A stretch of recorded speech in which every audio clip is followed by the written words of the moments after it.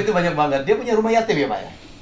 Ya. Rumah yatim. Jadi membantu berapa anak yatim? Jadi saya tuh gini, saya tuh berhutang sebenarnya sama kehidupan ini, berhutang banyak. Jadi saya tuh nenek saya dari ibu saya dan nenek saya dari bapak saya, dua-duanya udah 70 tahun belum pernah berhaji. Saya memutuskan waktu tahun 96 Haji Akbar, waktu itu saya memutuskan menghajikan mereka semua. Jadi dalam haji saya itu, saya memang tidak terpikir untuk melaksanakan haji buat saya. Karena mau tawaf, mau itu segala macam, mbah saya pasti kerepotan. Jadi saya lebih nolong ke mereka lah. Saya cuma yang fardu-fardunya aja gitu ya. Nah, puncaknya adalah waktu lempar jumroh. Bayangin, dulu Mina masih 1 loh, sekarang 2 aja masih ada yang korban gitu ya. Ini masih 1. Jadi bayangin ini tahun 25 tahun yang lalu. Nah, di momen itu mbah saya waktu mau berangkat, dia bilang, "Le," manggil saya Tole, "Le, belum mbah," gitu, udah sekitar 2 gitu. Terus saya gelisah karena mbah saya mau lempar jumroh gitu, 72 tahun bayangin.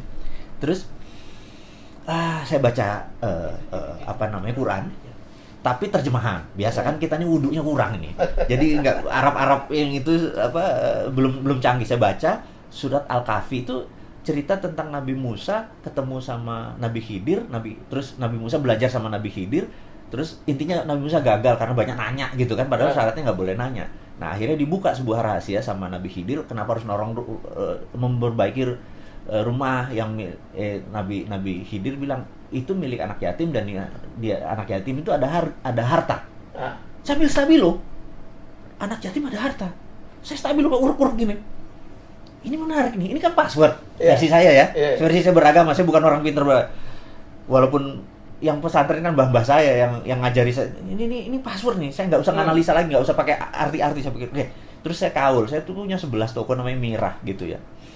Toko swalayan, dulu kan tokonya belum swalayan, dulu toko kelontong tuh kan harus ada yang nunggu, mau beli apa, kayak ongkoh lah, mau beli apa harus kita layani. Toko swalayan masih nggak ada, kita mungkin pertama yang punya 11 gitu ya. Nah, saya dalam hati saya bilang sama, kan adik saya yang ngelola, saya bilang pulang 1 saya mau jadiin rumah yatim deh, gitu, karena di rumah yatim ada harta.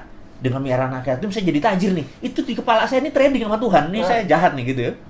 Kemudian udah itu saya taruh, terus saya lihat kok agak sepi. Saya bilang, "Bah, bismillah yuk, berdua berangkat." Saya gandeng mereka berdua. Terus apa yang terjadi? Ini true story, sampai merinding saya.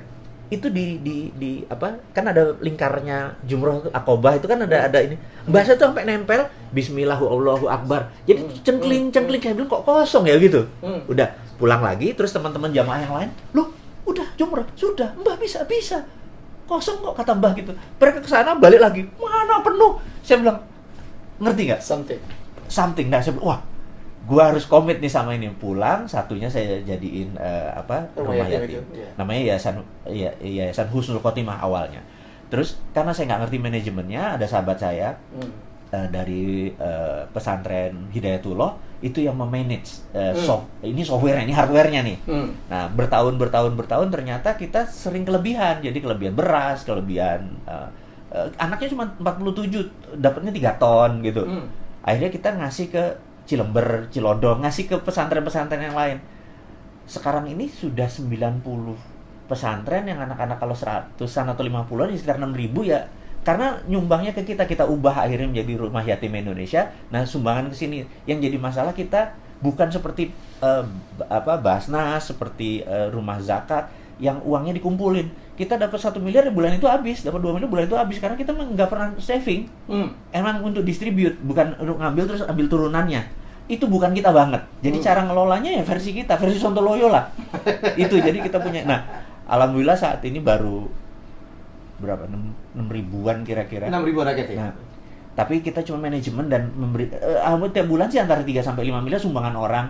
Nah, yang jadi masalah kalau kurang kita nelpon kita ya, karena itu kita suka mohon maaf sekali lagi. Ini mungkin ada confession ya, pengakuan dosa kepada teman-teman semua. Kenapa saya punya holding di Singapura? Karena di Singapura kalau di Indonesia kan kalau Mas Helmi untung 10 miliar, 25% diambil untuk pajak. Ya. Benar nggak? Kalau di Singapura cuma 11. Jadi terkadang saya akuisisi dari sini, jadi ada selisih 7% buat Rumah Yatim Indonesia. Dari ngerti ya maksudnya? Ya. Jadi saya sebenarnya transfer pricing, sebenarnya saya nakal, tapi itu bagian saya gini, saya merasa kalau duitnya 10 miliar 25% diambil kan 2,5 miliar. Buat Gayus tuh pala gue nyut-nyutan gitu loh. Buat Gayus 1 M aja dah gitu ya. Buat yang ini gue ambil cara lain. Jadi saya bikin ini confession, saya bilang bener kata Mas Helmi, kalau nggak dipanggil Mas Helmi saya nggak akan pernah terbuka, saya tetap misterius, saya tetap di belakang, saya tetap orangnya shadow, bener nggak? Di sini saya bukanya sekalian confession bahwa kalau short balance-nya anak-anak bilang, Pak bulan ini agak kurang, oke, gua harus ngambil dari yang sisi yang sini. Dan nggak semua pajak itu Gayus loh, makanya itu a joke gitu ya, ini a joke gitu. Don't take this serious gitu. Tapi saya confessionnya benar. Jadi kadang-kadang kenapa saya punya holding di Singapura, karena pendapatan saya di sana lebih kecil. Jadi kenapa orang buat, ada banyak, bukan saya doang loh. Mas Andi juga paling ada juga gitu ya. Kita nanti kita tanya, kita cek. Why dia punya Panama Paper, why punya kayak gini. Hanya karena selisih. Tapi kalau selisihnya dari 100 miliar kan kerosok, Bos. Gitu loh.